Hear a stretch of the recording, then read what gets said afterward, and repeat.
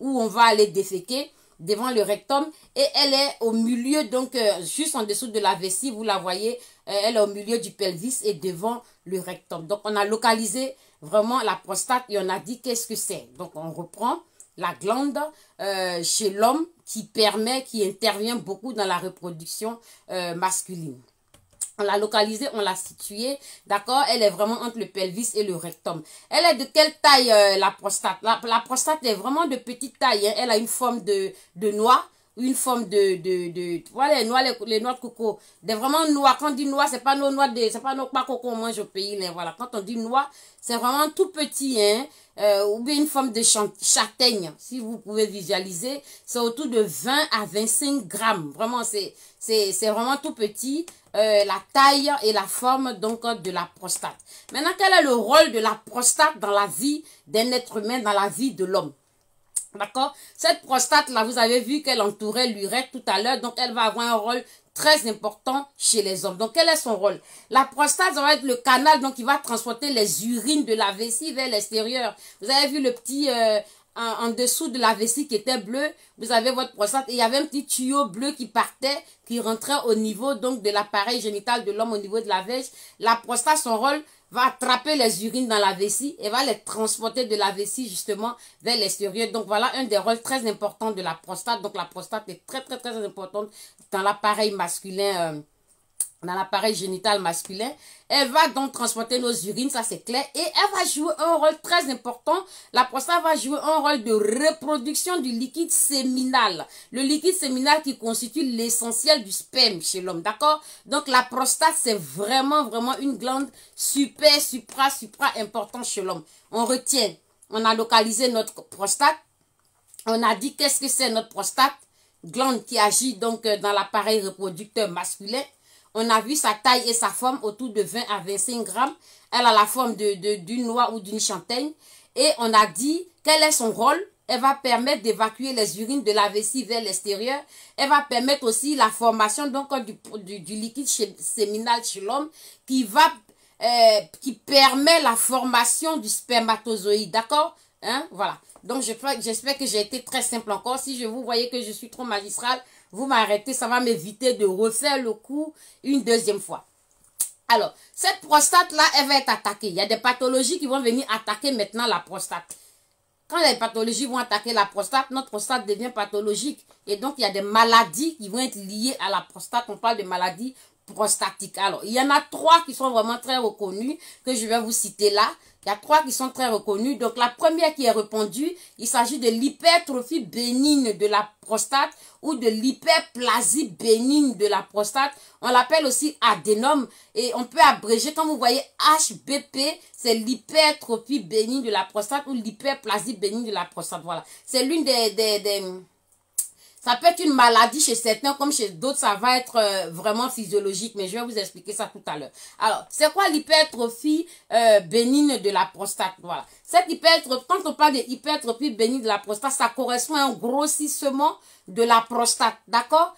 Quand vous allez voir un spécialiste, vous allez voir votre urologue et qu'on on vous suspecte, vous avez fait un examen, on en vient tout à l'heure, vous entendez parler de HBP, ça veut dire que vous avez une grosse prostate, voyez, parce que la prostate, une prostate, le volume ne doit pas dépasser 20 millilitres, voyez. Donc, quand votre prostate a un volume qui est supérieur à 20 millilitres, vous êtes susceptible de faire une HBP, d'accord, pour ne pas prononcer parce que c'est très long, hypertrophie bénigne de la prostate ou hyperplasie bénigne de la prostate, vous pouvez dire tout simplement adénome. Moi, j'aime bien dire HBP, d'accord. Donc, quand vous avez ça, ça veut dire que votre prostate a un volume qui est supérieur à la norme, les hommes. Donc, faites attention quand vous entendez ça. Ça correspond vraiment à la prostate qui est un peu grosse, voilà. Donc, ce type de situation-là est très fréquent chez les hommes qui approchent l'âge, hein, qui sont après 50 ans en général, voilà. Les hommes autour de, voilà. Quand vous êtes avant 50 ans qu'on détecte ça chez vous, ça veut dire que c'est super précoce, mais on ne sait jamais. C'est pour ça qu'il faut toujours faire les dépistages. Mais en général, l'hypertrophie bénigne de la prostate va frapper les hommes après 50 ans. Donc, vous avez 50 ans, vous ne regardez pas votre âge de René, hein, voilà, parce que tout le monde est enfant de tout le monde vieillit pas, là, on est au courant.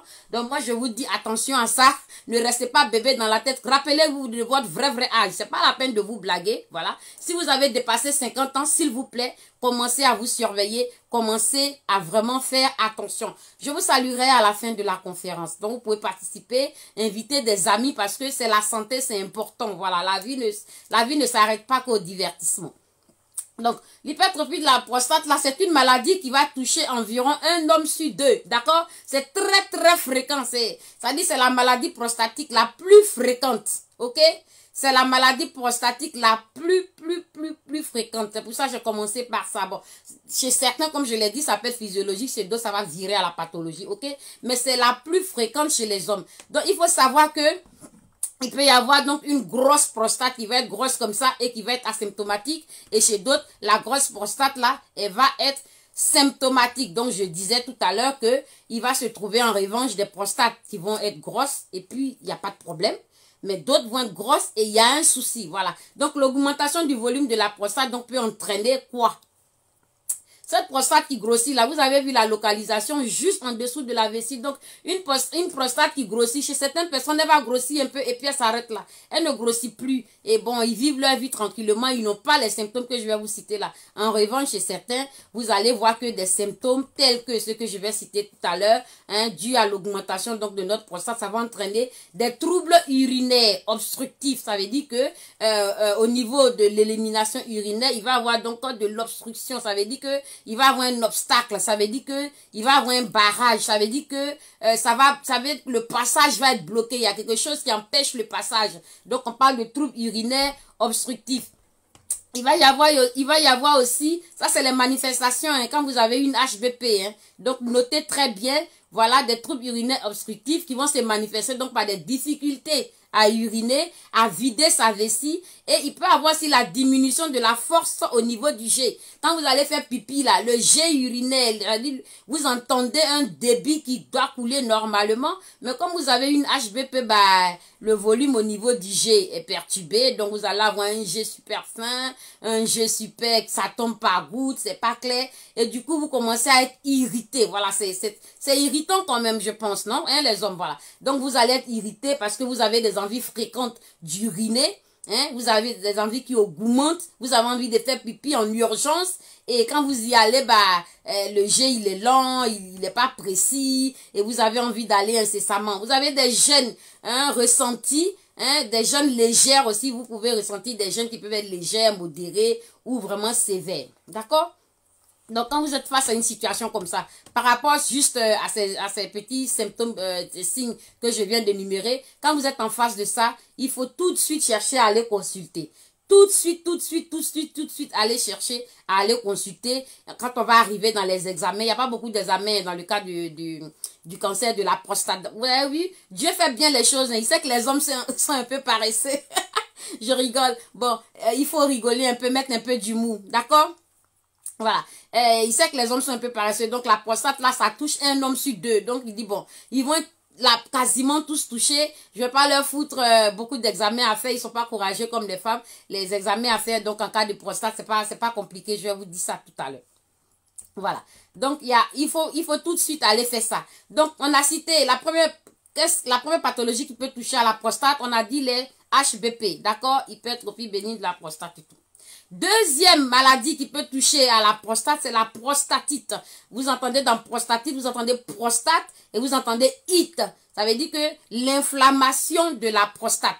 Une prostatite, il s'agit d'un syndrome infectieux qui touche la prostate ou d'un syndrome inflammatoire qui doit toucher la prostate. On parle ici de prostatite, d'accord? Prostatite, ite veut dire inflammatoire. Voilà, inflammation, ça, il faut le retenir. Donc, la prostate va être inflammatoire en cas de prostatite, d'accord? Retenez la première, c'est HBP. Hein? La deuxième, c'est la prostatite, les maladies qui touchent la prostate. Donc, vous avez la prostatite, donc qui va être une prostate qui est inflammatoire, qui est infectée, d'accord? Et qu'est-ce qui va provoquer cette prostatite-là? D'accord? La prostatite va être provoquée en général par une bactérie qu'on appelle Escherichia coli. D'accord? La bactérie Escherichia coli est responsable des prostatites dans 80% des cas. Les hommes, ok? Voilà. Quand vous avez des difficultés urinaires, des troubles mictionnels, des brûlures mictionnelles, le jet qui est lent, des impériosités, voilà, tout ce que je viens de citer, je vais en citer encore et encore tout à l'heure.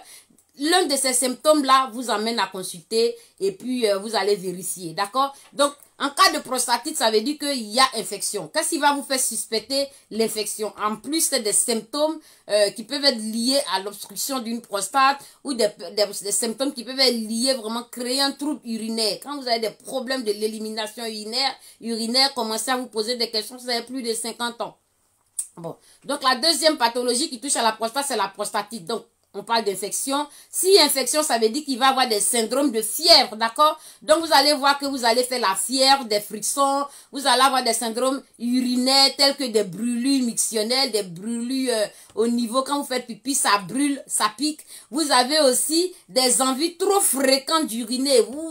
Ça dit que toutes les 15 minutes, vous avez envie d'aller faire pipi seulement. Attention, ça peut être lié à une prostatite. La fièvre, et puis accompagné de ces symptômes, ça peut être lié à une prostatite. Des douleurs de la région pelvienne, tout ça, ça peut être lié à une prostatite. Au niveau même de l'urètre, que je vous ai montré le tuyau tout à l'heure, au niveau du pénis aussi, et je vous ai montré tout à l'heure, ça peut être lié à une prostatite. Donc parfois, au niveau aussi même du rectum, puisque la prostate est située juste devant le rectum. Donc vous pouvez aussi avoir des douleurs au niveau aussi du rectum, d'accord?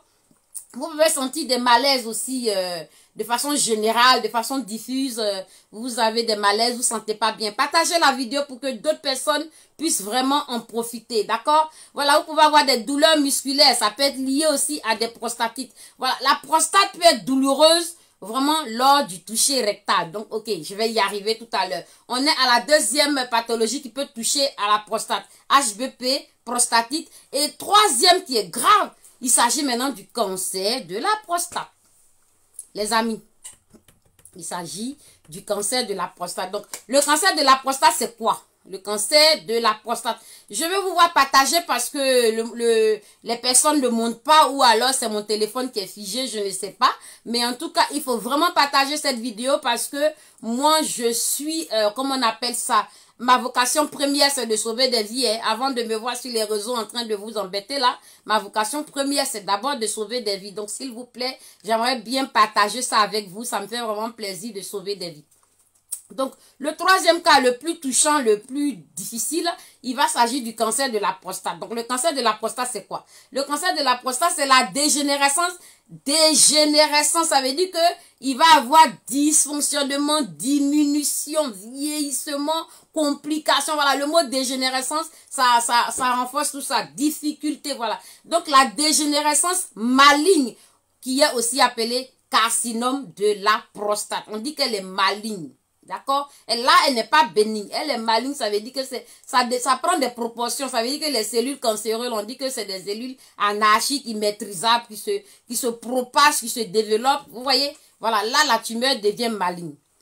Voilà, le cancer de la prostate va se caractériser par quoi, les amis? Le cancer de la prostate, comme tout le monde le sait, il va se caractériser par la présence des cellules cancéreuses au niveau de la prostate, tout simplement. D'accord? Donc là, c'est la pathologie qui touche à la prostate qui est la plus difficile, les hommes. Dans 95% des cas, il s'agit d'un adénocarcinome, d'accord? Une tumeur maligne ou des cellules vraiment glandulaires. Bon, ça, c'est un peu... c'est un peu magistral, c'est pas grave. Ne cherchez pas trop à comprendre. C'est les noms donnés aux pathologies de cancer de la prostate. Voilà. Comprenez ça comme ça. Ok? Mais quand vous entendez adénome, quand vous entendez tumeur maligne, quand vous entendez cellules glandulaires, quand vous entendez adénocarcinome, ça pue le cancer en réalité. Voilà. Ça veut dire cancer même. Ok? Voilà. Donc dans le cas de la prostate, si vous entendez ça, c'est un peu compliqué. Donc voilà, les trois maladies qui peuvent se manifester vraiment dans le cas d'une atteinte, d'une attaque de la prostate, il s'agit de l'HBP, il s'agit de la prostatite et il s'agit du cancer de la prostate, les hommes. Donc partagez la vidéo, ça va aider vous, ça va aider vos amis, ça va aider vos frères, ça va aider vos enfants, ça va aider vraiment tout ce qui est masculin autour de vous. Ok. Il faut savoir que dans les 3 maladies que nous avons citées là, les manifestations par symptômes là sont similaires aussi, hein, parce que quand on va les citer maladie par maladie, on va prendre les symptômes, vous allez voir que pas mal sont similaires puisqu'il s'agit quoi? Il s'agit de l'appareil urinaire, donc ça va pas être les symptômes d'autre chose, mais il y a beaucoup qui vont être similaires. Il faut savoir que les symptômes vont être similaires, mais ils n'ont pas les mêmes conséquences ni les mêmes traitements ici, ok? Les symptômes vont être similaires, mais les traitements, ils vont pas être pareils. Ok, donc pour cela, il est donc important de consulter le médecin traitant et qui va vous envoyer justement vers le spécialiste, à savoir l'urologue. Donc l'urologue, c'est le spécialiste de l'appareil urinaire. Vous entendez urine. Donc c'est le spécialiste de l'appareil urinaire. Lui, il connaît, que ce soit chez l'homme, que ce soit chez la femme, il connaît l'appareil urinaire, il connaît tous les tuyaux, les branchements, les débranchements, il connaît. D'accord? Donc voilà, ça va être lié à ça. Il faut penser à aller consulter parce que, quels que soient les 3 types qu'on a cités, les symptômes peuvent être pareils, mais il ne s'agira pas ici de la même pathologie. Il ne faut pas se louper parce que si vous vous loupez, vous allez vous tromper au niveau du traitement. Ok. Donc, bien d'autres problèmes rares peuvent aussi toucher donc la prostate. Hein. Les plus fréquents sont, hein, comme on a dit, il y en a beaucoup. Donc, moi, je vais rester sur les 3, les plus fréquents, d'accord? Je vais rester, du coup, sur la prostatite. Je vais rester sur l'hypertrophie bénigne de la prostate ou l'hyperplasie bénigne de la prostate. Je vais rester sur le cancer de la prostate. C'est vraiment les 3 les plus répandus. Donc, les signes les plus fréquents, là, je vais vraiment les lister en long et en large. Vous allez voir que c'est redondant, mais au moins, ça va rester. Et je fais le cours vraiment très simple. Les signes les plus fréquents, difficulté à uriner, vous avez du mal à aller faire pipi, les gens vous avez plus de 50 ans, vous pissez, c'est compliqué. Attention, attention, on va chercher à aller consulter. Besoin de pousser, vous voulez pousser et puis c'est difficile. Est-ce que pour pousser, pour faire pipi, on a besoin de faire des efforts? Si vous commencez à faire des efforts, ça commence à être difficile, il faut faire attention. Miction difficile à commencer, vous êtes arrêté. Vous avez la sensation de faire pipi. Maintenant, quand vous arrivez au niveau des WC, vous sortez votre appareil génital, les urines ne viennent pas. Alors que vous avez la sensation, c'est-à-dire que la connexion a été faite au niveau du cerveau, comme quoi vous voulez pisser, mais vous êtes arrêté, les urines ne viennent pas. Ah, il y a un problème. Ou alors vous êtes en train de pisser et ça ne s'arrête pas aussi. Le tuyau, il coule seulement, ça ne s'arrête pas. Là aussi, ça peut être un souci. Vous avez un jet urinaire qui est super faible. Vous sentez que votre jet, là, il n'est pas pareil que d'habitude. Ou il s'interrompt bêtement, voilà. Hein? Il y a un problème. Vous avez une sensation de ne pas avoir complètement vidé votre vessie après avoir uriné. Vous sentez que c'est pas fini. Vous voulez faire pipi, mais vous êtes là. Pipi vient pas. Il y a un problème. Vous pouvez commencer à chercher à consulter. Ok? Si vous avez des brûlures, des douleurs en urinant, hein, brûlure mictionnelle, vous pouvez commencer à chercher à consulter. Si vous avez la présence de sang dans les urines, on parle de hématurie. Attention, attention, présence de sang dans les urines. Là, vous courez tout droit chez le spécialiste. Vous passez même pas par le médecin traitant parce qu'il faut pas qu'il vous fasse traîner, ok? Parce que présence de sang dans les urines ou présence de sang dans les spermes, courez tout droit chez le spécialiste parce que si c'est détecté rapidement, on peut vous sauver au travers des traitements que je vais vous dire. Mais si vous traînez là, c'est pas bon, ok? Donc, retenez très bien les symptômes, hein. Présence de sang dans les urines, douleur abdominale et osseuse. Attention, on va aller consulter. Ok, donc vous vous rappelez du plan, je continue par plan. Pourquoi vous vous rappelez? J'ai dit la prostate, qu'est-ce que c'est? On vous a dit c'est quoi la prostate? On a localisé la prostate. On a dit le rôle de la prostate.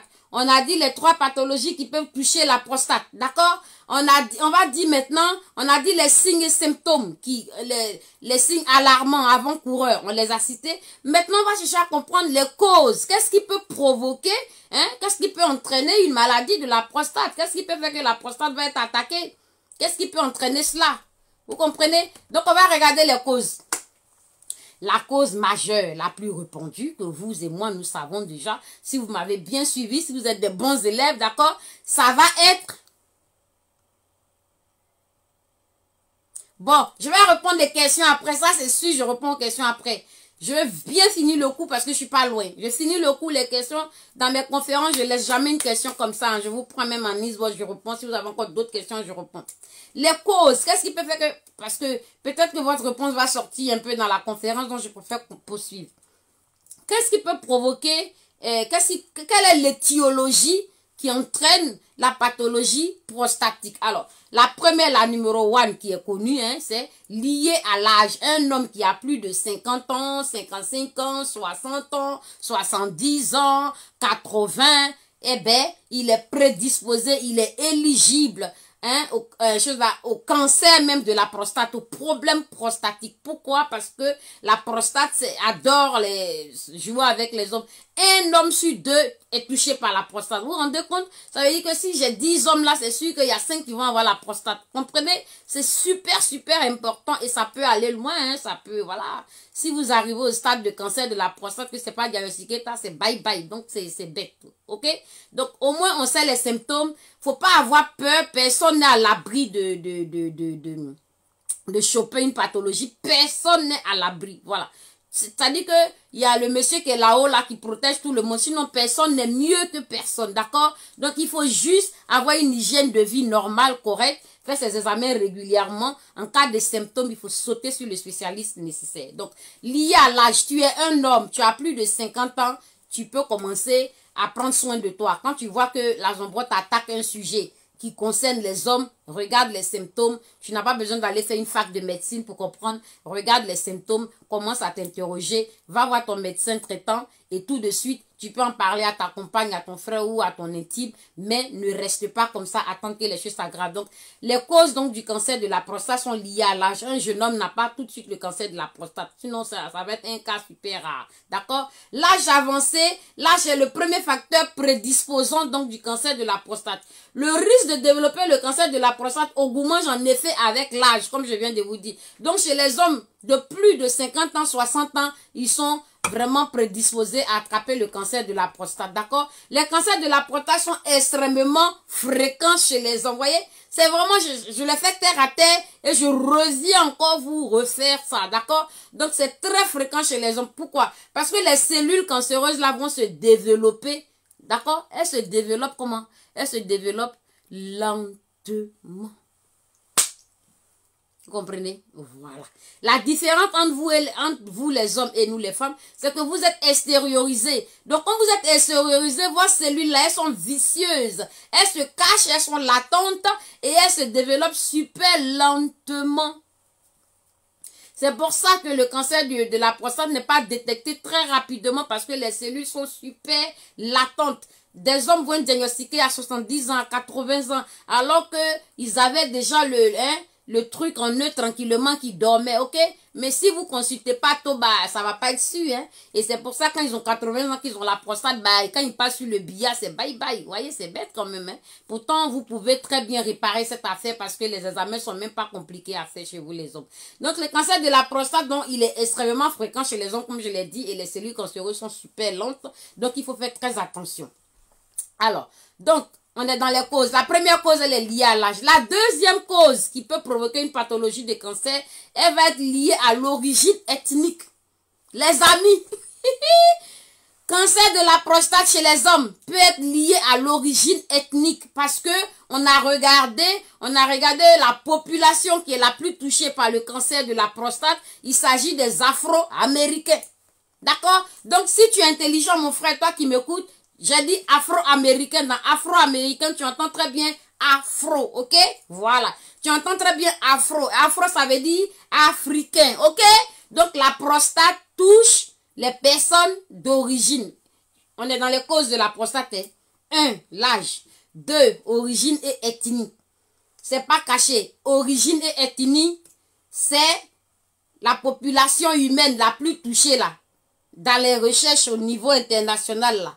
On a trouvé que c'est les personnes d'origine afro-américaine. Donc, pour ne pas que je te fasse un dessin, dans afro-américain, il y a afro et il y a africain. Donc, les Africains font partie des populations humaines touchées. Les hommes africains sont beaucoup plus touchés par les pathologies liées à la prostate. Une des deuxièmes étiologies. À retenir, s'il vous plaît. Après l'origine, comme je dis, l'origine et l'ethnique, parce qu'on disait, je vous dis, ils disent que on a constaté une fréquence anormale élevée de cancer de la prostate, probablement d'origine afro. Voilà, donc je me suis bien répété, vous avez compris. On a aussi le côté héréditaire de la chose. Ça veut dire quoi? Le côté héréditaire, on a les antécédents familiaux. Le côté héréditaire, ça veut dire que ton papa a eu la prostate.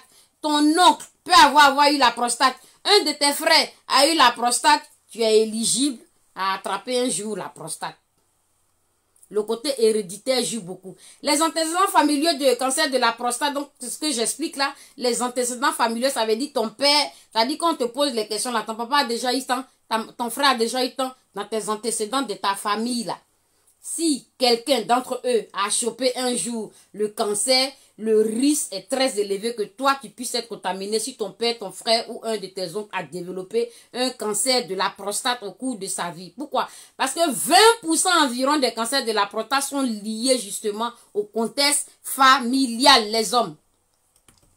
Vous suivez parce que j'ai fait un plan très simple, hein, donc je pense que... D'accord? J'ai fait un plan super simple. Donc, on est dans les causes. D'accord? Là, dans les causes, là, la première cause liée à l'âge. Deuxième cause, origine ethnique. Troisième cause, contexte familial. D'accord? Lié à l'hérédité. Comme je vous ai dit. Donc, nombreux donc des hommes apparentés au premier degré. Si vous avez quelqu'un qui est apparenté à vous au premier degré, qui a attrapé le cancer de la prostate et que vous avez atteint 50 ans et plus déjà, commencez à avoir une hygiène de vie, commencez à vous surveiller, commencez vraiment à vous soigner. Donc les femmes, vous pouvez très bien suivre ce direct aussi pour vraiment surveiller vos hommes, pour surveiller vos enfants, pour surveiller vos amis, vos maris et tout ça.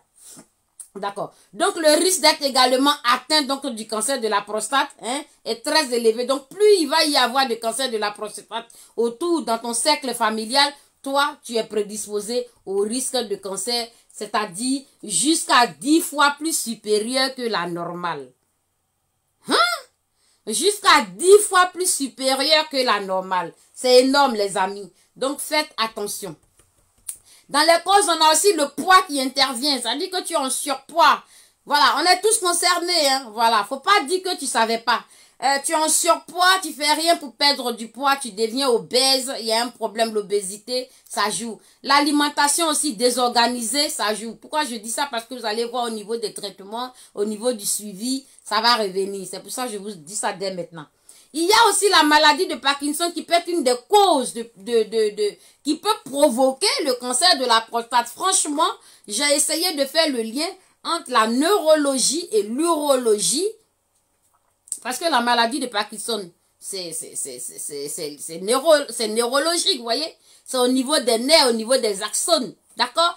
Mais je regarde, je vois que quelqu'un qui a la prostate, qui est urologique, ça veut dire que vraiment, cerveau et puis, bon, je comprends pas. Donc, on a essayé de faire les recherches, j'ai vu que le mécanisme allait être difficile à expliquer. J'ai préféré passer, d'accord. Sachez que quelqu'un qui a la maladie de Parkinson peut développer une maladie prostatique. Pourquoi? Est-ce que c'est son Parkinson qui fait qu'il tremble, qui va jouer au niveau donc du cortex cérébral? Puisqu'il faut savoir aussi que effectivement, je vais faire le lien petit, on va voir. Vous voyez très bien que pour uriner, quelque chose va être activé au niveau du cerveau qui vous dit je veux faire pipi. C'est pour ça que vous levez pour aller vers les toilettes, vous comprenez? Mais quelqu'un qui a une maladie qui est neurologique, c'est-à-dire Parkinson, ça veut dire que le cerveau va être touché. Il va avoir une lenteur au niveau des actions qui vont s'activer. Il va avoir une lenteur au niveau de la connexion pour que le cerveau comprenne qu'est-ce que l'organisme a besoin, peut-être. Donc, du coup, ça peut aussi provoquer une aggravation de la maladie prostatique chez la personne âgée, ou bien âgée, pas forcément âgée, ça peut être 70 ans, mais un homme à partir de 50 ans, 60 ans, 80 et tout, voilà, il peut avoir des problèmes de prostate s'il atteint de la maladie de Parkinson. Ça, c'est bien à savoir, d'accord? Il faut aussi savoir que les personnes, vos proches là, s'ils ont la prostate, ça va jouer jusque dans votre vie. Voilà. Ok. Donc, on est toujours dans les causes. On a fait les causes, voilà, les causes les plus importantes. Je vais voir si vous avez compris dans mes causes. J'ai dit que il y avait l'âge, il y avait le contexte familial, il y avait l'origine et l'ethnie, et il y avait en dernier le poids, On a dit le poids, l'alimentation et aussi on a dit la maladie de Parkinson. C'est simple, hein? Quand moi je fais les petits coups simples, là, vous pouvez même noter puis vous garder dans votre petit carnet, dans votre pense-bec. Après les causes, bien évidemment, nous allons parler des conséquences. S'il y a des causes, c'est qu'il y a des conséquences. Donc, les conséquences donc liées au problème donc de la prostate, voilà, les pathologies prostatiques, voilà, ils vont se traiter généralement bien. D'accord? En général, quand c'est vite détecté, ça va se traiter bien, même si le cancer de la prostate peut, comme tous les autres cancers, être difficile à traiter. Quand on parle de cancer, c'est vraiment difficile à traiter et à éradiquer, d'accord? Parce qu'en présence, il y a des risques, il y a un gros risque, d'accord? Dans les conséquences du cancer de la prostate, le risque numéro 1 qui est avéré, c'est la métastase. Parce que si les symptômes sont là, vous ne faites rien, vous traînez, et que les cellules anarchiques là sont en train de se multiplier de façon désordonnée au niveau de votre prostate, n'allez pas chercher midi 14, vous allez vous trouver face à une métastase. C'est clair. Donc ça, c'est une des conséquences très importantes, d'accord? Le cancer de la prostate, il reste cependant le 4e, d'accord? C'est la 4e cause de mortalité dans tous les cancers. Vous comprenez les hommes?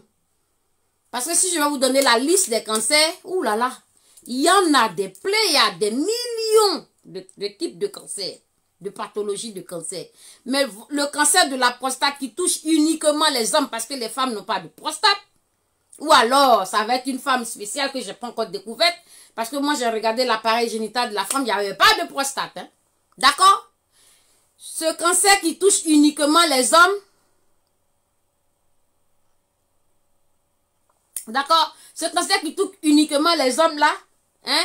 C'est un cancer, il est le 4e de tous les cancers. Donc c'est pour vous dire qu'il est dans le top 5.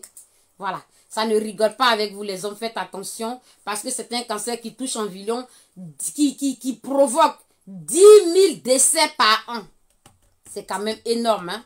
D'accord? C'est quand même énorme. Il se développe lentement chez les hommes. Et il peut être diagnostiqué des fois plus tôt, ça dépend de vous, de comment vous prenez soin de vous-même. Il peut être diagnostiqué plus tard et puis ça c'est pas bien, d'accord? Donc, on va maintenant arriver au diagnostic.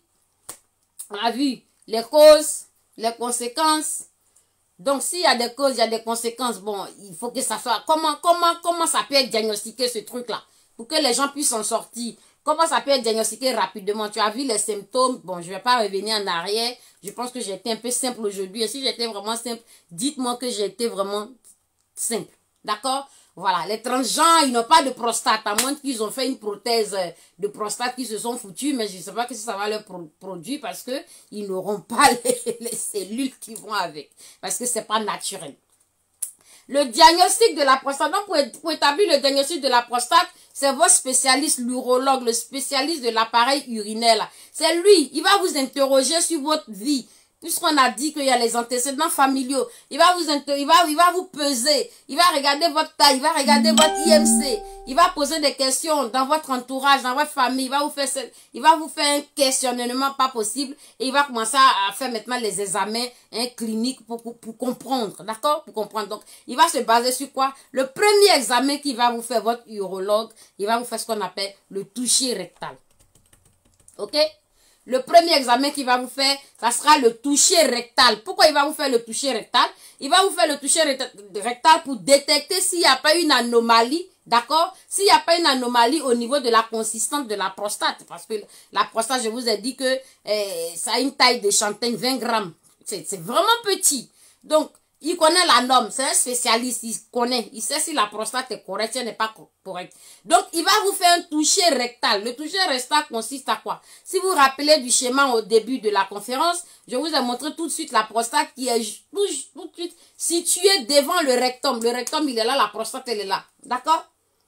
Donc, qu'est-ce qu'il fait? Il fait le toucher rectal. Ça veut dire qu'il va envoyer un doigt au niveau du rectum qui va enfoncer jusqu'à toucher la prostate. Et il saura si cette prostate-là est de taille normale, est de forme normale, est de consistance normale. Voilà, il va détecter s'il y a une anomalie ou pas au travers du toucher rectal. Dans le toucher rectal, si vous avez des brûlures là, vous allez crier, pleurer.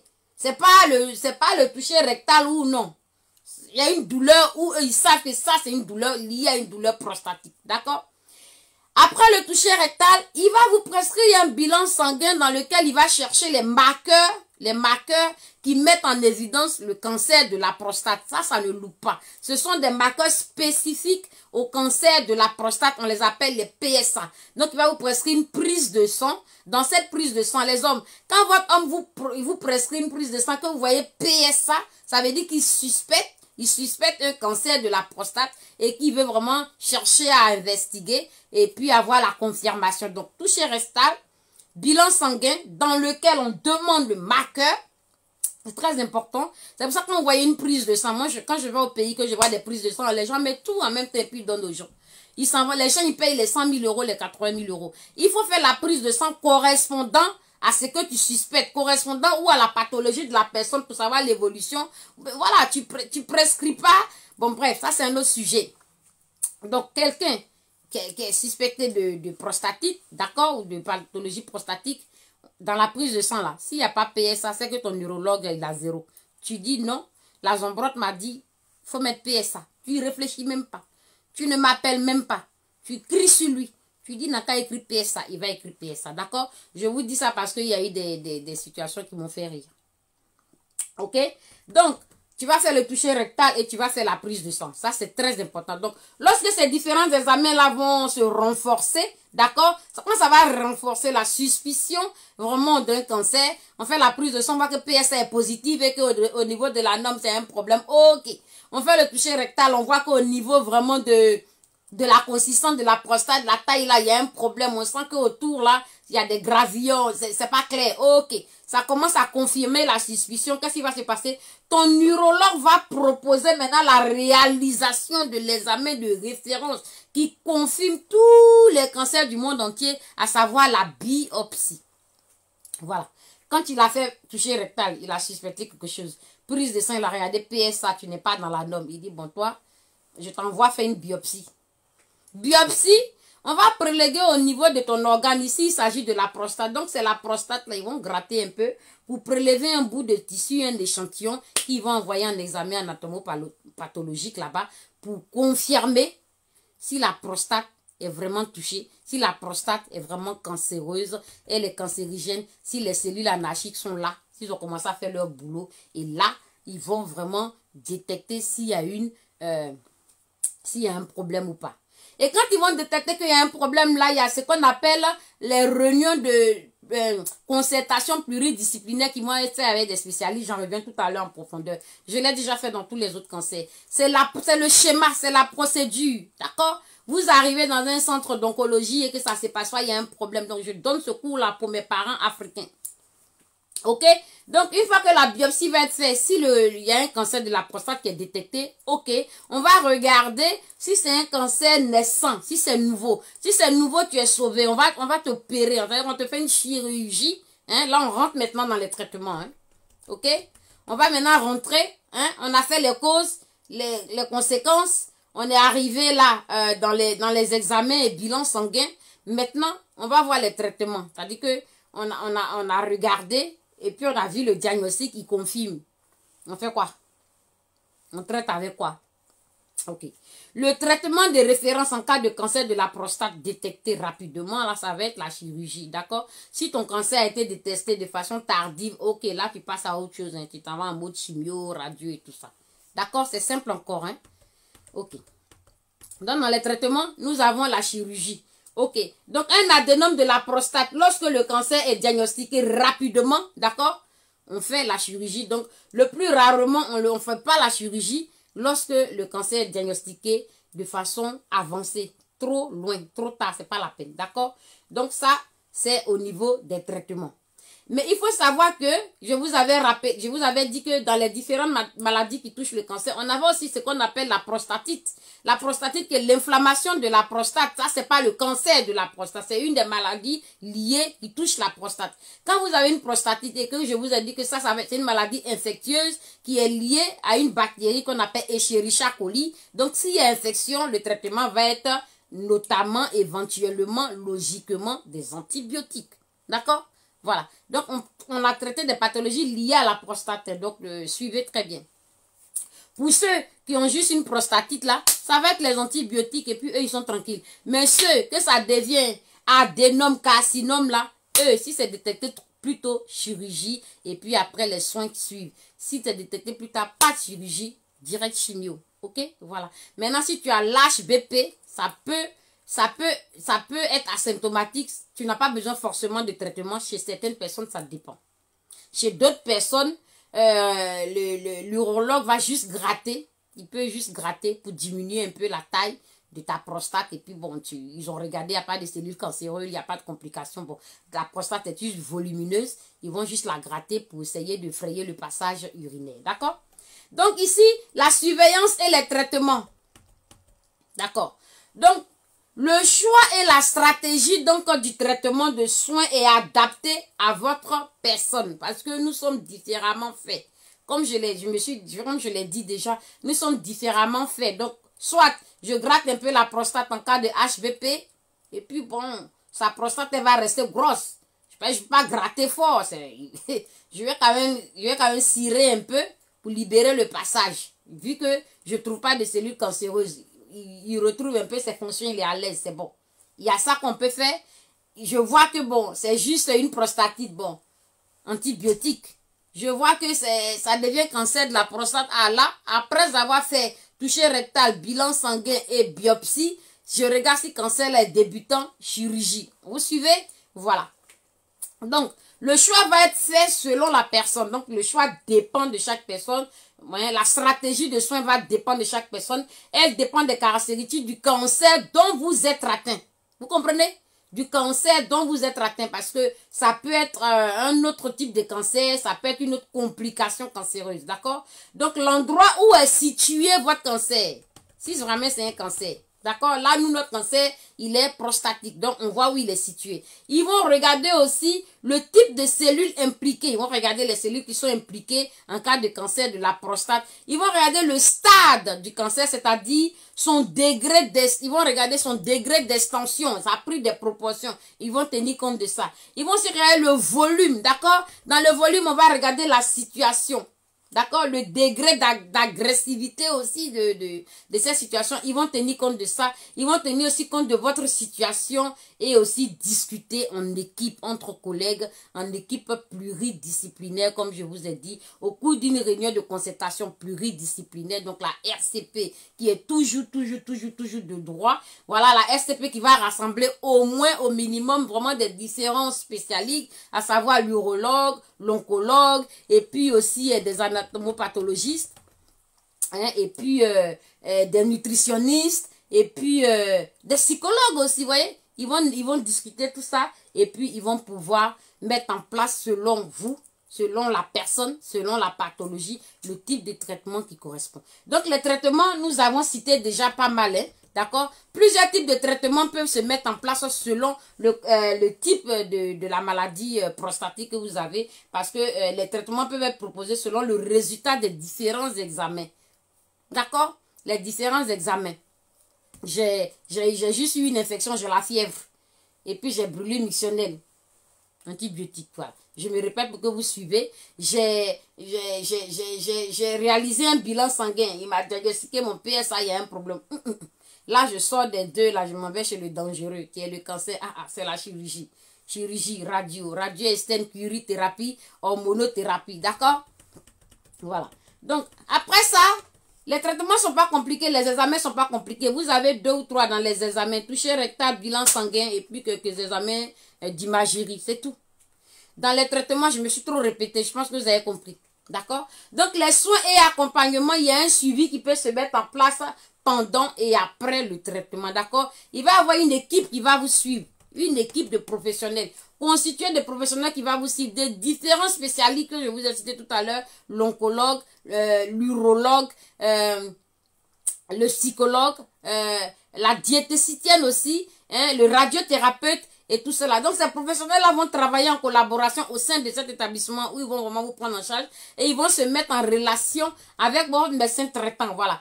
De votre médecin traitant, voilà. Vous allez donc dans cet établissement de santé dans lequel vous allez recevoir vos traitements en lien avec la pathologie. Ils vont se mettre en connexion avec votre médecin traitant. Et donc, ces professionnels de santé-là, ils vont aussi travailler avec des professionnels de proximité, hein, parce que beaucoup de personnes peuvent être impliquées dans l'affaire. D'accord? Il va y avoir des soutiens complémentaires qui peuvent être nécessaires donc pour gérer les les éventuels problèmes, des effets secondaires qui peuvent arriver après. D'accord? Donc, selon ceux qui me suivent quand je fais mes conférences, j'ai déjà trop parlé des effets secondaires liés aux pathologies cancéreuses. En général, ils se regroupent. Les effets secondaires se ressemblent un peu. Donc, c'est un peu redondant ici. On n'est pas à la fac, on n'est pas à l'amphi pour que je rentre. Ça dit que si je ne veux pas me répéter, je suis obligée de dissocier, même si ça se ressemble, et ça va être un peu plus compliqué. Donc, rappelez-vous des effets secondaires des traitements, donc, du cancer, de la chimio, les plus connus dans toutes sortes de cancers, alopécie, perte des cheveux, amaigrissement, choses là. Vous êtes asthénié, vous êtes complètement hypotonique, diarrhée, vomissement, nausée, vertige, ouais, c'est fatigue, asthénie. Bon. Donc, vous allez voir ça va se répéter, des douleurs, des fatigues. Et quand c'est vraiment lié à la prostate, troubles de la sexualité, troubles urinaires, troubles alimentaires, difficultés familiales, psychologiques et sociales, vous ne vous sentez plus bien, vous n'êtes pas bien. Je pense que j'ai beaucoup insisté sur les effets secondaires quand je fais le cancer du col de l'utérus pour ceux qui ont suivi. Ceux qui n'ont pas suivi, allez-y voir. D'accord? Donc, durant le parcours de soins, vous allez voir que on va vous conseiller, pour ceux qui fument, d'arrêter le tabac. On va vous conseiller d'arrêter le tabac parce que l'arrêt du tabac va être toujours bénéfique. Pourquoi? Pourquoi quand il y a un produit arrêté de fumer là, c'est pas pour vous embêter les fumeurs, c'est tout simplement parce que l'influence, c'est-à-dire que l'arrêt du tabac va influencer positivement sur la tolérance des traitements. Ça veut dire que vous prenez un médicament, le fait que vous avez arrêté le tabac, ça va aider le traitement à avoir de l'effet. Voilà, ici j'ai fait simple. Voilà. C'est vraiment pour intervenir au niveau de la tolérance du traitement et aussi le pronostic de votre maladie. Ça veut dire que si votre maladie devait aller en s'aggravant, bon, admettons que vous avez 3 ans, 4 ans à vivre, vous pouvez vous retrouver à 6, 7 ans, vous voyez. Donc, des fois, quand vous arrivez dans une situation qu'on parle d'arrêt du tabac, mon cher, c'est pas évident, mais il faut faire un effort et arrêter. D'accord. Ça va aussi dépendre du fait que votre cancer a été diagnostiqué il y a longtemps. Donc, comme ça a été diagnostiqué il y a longtemps ou tout récemment, les décisions vont être prises selon ça. La pratique donc de l'activité physique revient encore régulière, courir, marcher minimum 30 minutes par jour, faire un peu de sport, éviter la sédentarité. Ça devient une répétition. Pour ceux qui ont l'habitude de me suivre, ça devient vraiment une réelle répétition. Alors, il faut améliorer aussi votre qualité de vie, d'accord? Tout au long du parcours des soins, il faut améliorer votre qualité de vie et aussi cela va donner une très bonne réponse au traitement. Le cancer et ses traitements peuvent avoir toujours des conséquences, ça, je le sais, mais il faut savoir que si vous ne prenez pas en compte tout ce qu'on cite là, ben ça va pas s'arranger, hein, parce que la pathologie va avoir des répercussions. Même sur votre alimentation, vous ne mangez plus. Vous perdez le goût, ce plat il ne vous plaît plus. Tant que c'est pas gna gna, ça passe pas, voyez. Donc, il faut essayer d'organiser tout ça aussi avec nutrition. Un comportement nutritionnel, un accompagnement nutritionnel, voyez, on y arrive là. Un comportement, un accompagnement nutritionnel là, va s'imposer parce que vous avez plus envie de manger ça. Tant que c'est pas amer, ça ne passe pas, voyez. Et il faut que le diététicien s'adapte à vos habitudes alimentaires, ok? D'accord. Ici, il faut prévenir, hein. Prévenir est mieux que guérir. Donc, dépister ou traiter, donc, hein, apporter vraiment des compléments au niveau de éviter la dénutrition ou éviter aussi le surpoids. D'accord? Donc, retenez très bien que le traitement de la prostatite aiguë, ça va être l'antibiotique. Pourquoi je dis aiguë? Parce que vous avez des brûlures missionnelles, là, le jet est difficile, impériosité musculaire, difficulté à uriner, bon, tout ce qu'on a cité, ok? Alors, et puis, vous manifestez de la fièvre et tout ça, bon, on va vous traiter par antibiotique. Là, c'est une prostatite qui va être aiguë. Rappelez-vous de la prostatite, ça fait partie des 3 pathologies qui touchent la prostate. On avait dit que la prostatite était dedans, ok? Donc, vous êtes dans une situation, vous avez une situation de prostatite aiguë parce que ça se passe là, sur le moment, les symptômes sont visibles, vous avez les manifestations, fièvre et fisturon, vous êtes soigné sous antibiotiques. Mais si vous ne faites pas attention, vous ne respectez rien, vous ne consultez pas, ça dit que vous êtes non observant aux soins, qu'est-ce qui peut vous arriver? Votre prostatite là, elle va passer de aiguë à chronique. Vous comprenez? le traitement antibiotique était nécessaire et il va plus faire effet. Donc, il faut être vigilant. La prostatite aiguë, d'accord, quand elle va se répéter dans le temps, quand ça va être redondant là, dans certains cas, elle va devenir chronique, d'accord? Et quand elle va devenir chronique, elle va entraîner des réapparitions, c'est-à-dire des mêmes symptômes, des mêmes signes à des intervalles variés et répétitifs. Et des infections à répétition, donc des intervalles d'infection, de douleur ou de gêne, vous voyez, c'est vraiment inconfortable. Donc, ne passez pas de prostatite aiguë à prostatite chronique de votre propre fait. Ok? Dans l'adénome de la prostate, parce que rappelez-vous les 3 maladies qui touchent la prostate, hein, pour suivre toujours. Donc, j'ai brossé un peu la prostatite aiguë parce qu'on est vers la fin. Ça, c'est des petits conseils, hein, voilà, on est vers la fin. Quand j'arrive à la fin, je donne des petits conseils. Dans le cas de l'adénome de la prostate, quand je parlais de hypertrophie bénigne de la prostate ou hyperplasie bénigne de la prostate ou adénome, d'accord, HBP, eux, dans leur cas, la plupart des hommes qui ont la prostate qui augmente de volume à cause liée à l'âge, c'est-à-dire tu as passé 50 ans, tu es dans 60 ans, 65 ans, 70 ans, tu es un homme, ta prostate là peut commencer à pousser, commencer à gonfler.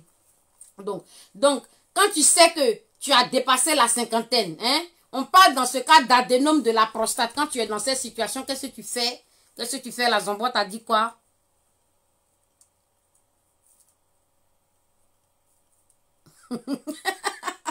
Ok.